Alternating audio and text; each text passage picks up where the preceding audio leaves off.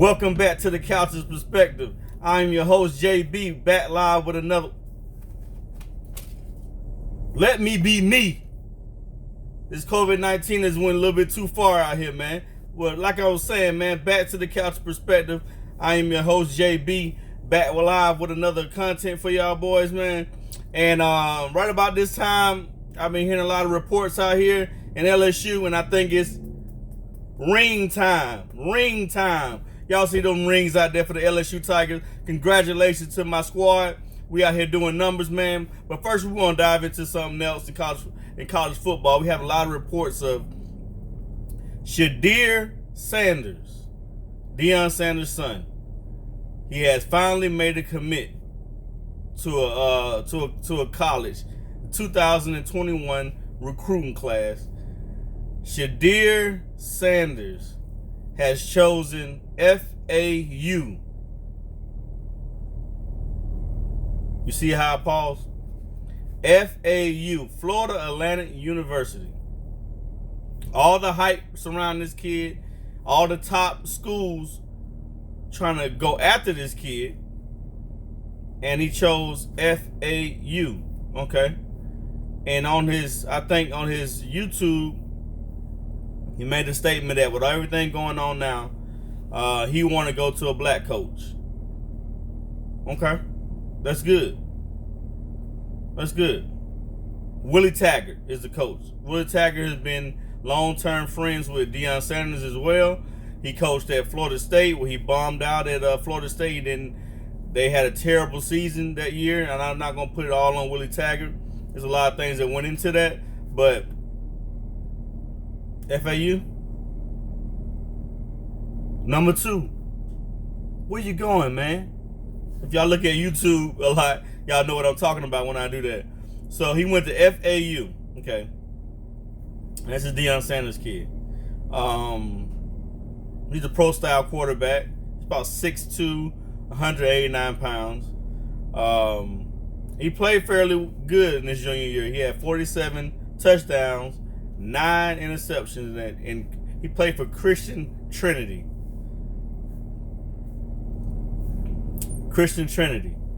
And he had over 8,700 yards and 123 touchdowns with 19 interceptions in his career there. But it's Christian Trinity. Not trying to throw any shade at the young dude. Young dude ball out. He made great moves through his career at Christian Trinity so far. You know, we'll see what he do this year if they have football this year with all the corona things going on. And he's ranked number 14 nationally and number 219 overall prospect wise. He's a 4-star recruit. The kid got talent. I ain't gonna take nothing from him, but Deion Sanders kid, you know, Deion Sanders got some money, so he went to a Christian school. The first thing that come to mind is the level of talent in that area. It kind of remind me of another, I don't know if y'all watch a lot of TV, but Spencer James from All-American. Some kind of resemblance there. Is it that type of level of competition when he went to Malibu? Because I don't think he playing the same competition when Spencer James went to Crenshaw. If y'all watched All-American, y'all know what I'm talking about. But he's coming out of Texas, Cedar Hills, Texas. And I don't think it's no Friday Night Lights competition like Dallas Carter High School. That's dog territory. You know what I'm saying? Not saying that he's not a dog. Now, Shedeur Sanders, he a dog. He got a little dog in him. He's like a K9. You know, he a K9. You know, like when a pit mixed with a child type K9. He got a little dog in him, but he don't have that pit bull, that pit that's been surrounded by nothing but a blue tarp, if y'all know what I mean, in the cage. And it ain't for days. One of them bad news pit bulls, one of them dog pit bulls. I don't think he got that dog in him. But he looked pretty good on the level of competition he played. I ain't throwing no shade at the young dude. I hope he do good. I hope he's real successful. I applaud him for his expertise when it came down to his selection. When he went with a black coach, I'm all for that. You know what I'm saying? Not taking nothing away from the kid, but I don't think he's going to be the next Lamar Jackson or nothing like that. If you go back in time when we used to play NCAA, I don't know if y'all play NCAA college football, but back in the time when you see quarterback next to a man name, or you see athlete, to me, he's an athlete. He could be a 6'2", 198. He could be a wide receiver. He's got talent. He got speed. NFL quarterback, I'm not too sure about that. And you got to think about Florida Atlantic. What kind of line do they got? So, that's not a team that wins a lot of games. You're not going against a lot of top competitions. But back to my team, LSU getting them rings. Back to my team. Now, LSU has been making a lot of noise when it comes down to recruiting. A lot of people shamed me when I said Ed Orgeron was going to be the beast at LSU. Nah, we need to get Tom Herman. You see how that panned down in Texas. So everybody out there who messed around on my boy Ed Orgeron is really eating crow right now. So, Ed Orgeron developed some kind of bond with these players out here. He's getting all kind of recruits. Let's run down a little bit of names of the recruits in 2021 first before we run down to the 2020. Okay. LSU had the potential to get Greg Penn III. He's a linebacker out of Hyattsville, Maryland. He's a 2021 draft class pick. And also they got a potential to get offensive tackle Tristan Lehigh. He's an offensive tackle. They got a chance to get Mason Smith. He's a defensive tackle. And then they got a chance to get that dog, Corey Foreman, number one, out of California. Out of California. This dude, man, go look at the tape at Corey Foreman. This dude is a straight beast on the defensive end. Anybody saying in the way, he's demolishing them. So if they get that pick right there, LSU had a potential to win national championship again in 2021, and I want them to win it this year in 2020 because I got some more names to run off for you on the picks that they got coming up too as well. Then they got number 4 star Nathaniel Wiggins, cornerback. Then they got running back Kamar Wheaton. He's gonna be a beast out there too. Wide receiver Brandon Thomas Jr. And then they also got linebacker Prince Coley. So it's a lot of players out there, 2021 draft class that LSU had the potential to get. And if they get these players, it's going to take LSU to the next tier. A lot of people are like, okay, you don't have Joe Burrow no more, so LSU is finished. Not true. Because we got Miles Brennan. If you look at him, he's been back behind Joe Burrow, grooming every year. He hadn't had his chance yet, but now it's his chance. So if you be around that type of environment, that national championship winning environment, he's going to go there. He's going to step up to the plate, and he's going to handle business. And then you got people saying, well, Joe Brady ain't there no more, so you ain't got that kind of X factor. Well, Steve Emslinger, he's been doing his thing with Joe Burrow, so that same type of formula is still going to be there. We still got the same offensive coordinator that's been there behind Joe Brady. Joe Brady was a passing coordinator, okay? So now we got a new guy, Scott Linehan, from the Cowboys. He's a veteran coach. He coached in the NFL. So we got him behind him as well. So I think he's going to be pretty good there. And then we got my boy, Bo Pelini.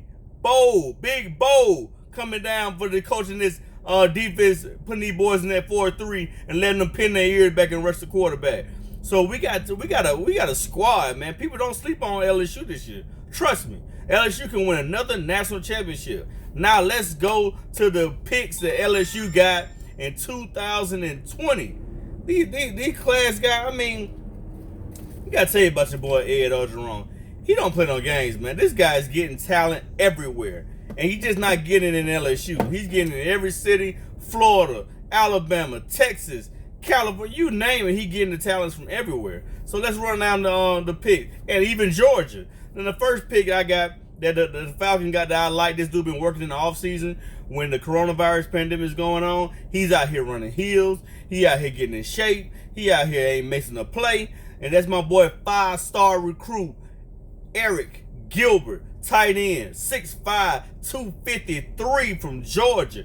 How did Georgia Bulldogs let this boy get out of Georgia? That's what I want to know. How are we stealing these boys? Ed Orgeron is putting together a recruiting class like no other. So, Eric Gilbert, when he played in high school, this boy had 35 touchdowns in high school at a tight end. And the boy nasty at defensive end. Go look at his tape. This boy is nasty. Then LSU went and got a 5-star wide receiver, Corey Moore. 6'1", 172 wide receiver. Hands. You want to talk about hands? I don't know why LSU has a trend to get some of the best wide receivers in the league. You talking about an LSU team that had 20 players drafted in this year's draft. 20 players to the NFL. They got dogs. We breed dogs, man. We a different beast. Okay, let's go to our next pick. Then they also got 5-star wide receiver, Keyshawn Boat. The Boat. Keyshawn Boat. That boy's a beast, man. He out here catching everything that's thrown to him. So you got to look out for that right there, man. So LSU is once again equipping these wide receivers to be talented. They already got Jamar Chase. Let's not get that. Let's not forget Jamar Chase. They got Jamar Chase out there still. And they got Terrence Marshall. So these boys finna play up to the potential, man. Then they got Jacobin, defensive tackle, Gillian, 6'2", 331, defensive tackle. This man's an animal out of Alexandria, Louisiana, right next to Tyler Shelvin. Man, these boys finna eat, man. Y'all boys better look at these boys, man. Man, you can see my mouth getting water. Football season is close. Please let us have our football season so we can see the talent, so I can show y'all that LSU is not going to be no slouch this year. All you Alabama fans with all this talking, bruh, don't you see what we got brewing? We got talent for this year, next year, and the year before that. Ed Orgeron is building a culture in LSU. He might be hands down one of the best coaches to ever come through LSU. So let's move on. Then we got linebacker Phillip Webb. I think that dude here, Georgia boy, 6'3", 224 linebacker. This boy's a dog, man. Okay, let's move on. We going to the outside linebacker, BJ. I'm not going to botch his name. His last name starts with an O. He got a Ojiri. He's from Georgia. 6'3", 224 linebacker. And Orgeron, Bo Pelini, bruh, you got dogs.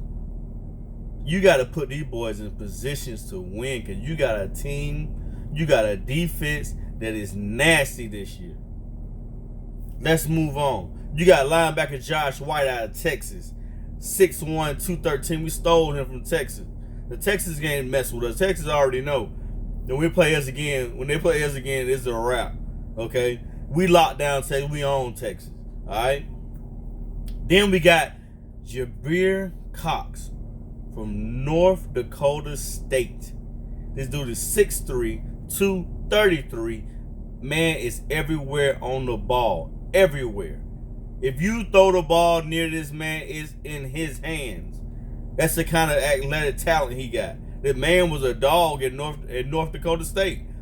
And he transferred to a team that he know gonna take him to the next level. He could have been the #1 pick out of North Dakota State. But that man said, let me go eat with all the rest of the dogs. And he come to LSU. So be looking out for that too. This man is an animal. Then we got Dwight McClellan from Texas. 6'2", 180. Man, if you got TV and you watch sports, you seen this man prime time picking off 2 passes on an All-American game. This man is an animal, man. He took it back to the house and danced into their house. He danced in their house. That's the kind of man you go to your house, don't even take off his shoes, just walk clean up in your house. This man is a dog. He owns whatever he do. He owns it. This man had 15 interceptions in high school, man. 15. The dude out of California, man. How USC didn't get this man a visit? USC. LSU is all over the place. Their recruiting squad is off the chain, man. It's off the chain. Then we got the dog, man. I looked at this dude last night. and the night before that. Then when I had to go use the restroom, I'm on the phone in the restroom looking at this man. Pause, but man, I'm looking at this dude everywhere I go. The YouTube is on this dog. Hilarious Rick. Man, this dude is filthy. This dude is mean. This dude is determined. This dude wants to win. This dude's gonna win. He's gonna win every matchup. You pair him next to Derek Stingley, Jacoby Stevens. Man, what? Who? LSU gonna fall off after the championship? What? Man, come on, man. We ain't no falling off. We ain't falling off, bro. We gonna do this again. And we play Alabama, we gonna win again. No matter where we play them at. LSU finna take over for the next 10 years. What is you saying? Ain't no more Alabama winning championship every year. Ain't no more Clemson kind of crawling up in there. Because Clemson know we ain't playing with them. Every time we play Clemson, they going to have to come see us. And we can play them in Clemson. They going to have to come see us. We got backup TJ Finley, quarterback. Yo, man, we not playing with nobody this year. So welcome to the Couch's Perspective again, man. I got a lot of things to go over still, man. But, hey, please tune into my channel, man, and keep watching me, man. LSU, we got them rings on deck. They already in. People flash them on Twitter and everything, man. We just sitting back like kings, ready to eat. We want some more. We ain't satisfied. We ain't satisfied till we get 6 more championships, and then more than that. All right, like I said, tune in to the Couch Perspective. This is your boy JB, and I'm out. I'll be back with another one. Like, subscribe, comment, in that order. And if y'all got anything to say to me about my LSU tie, please put that in the comment so I can get back at you ASAP. This your boy JB, and I'm out.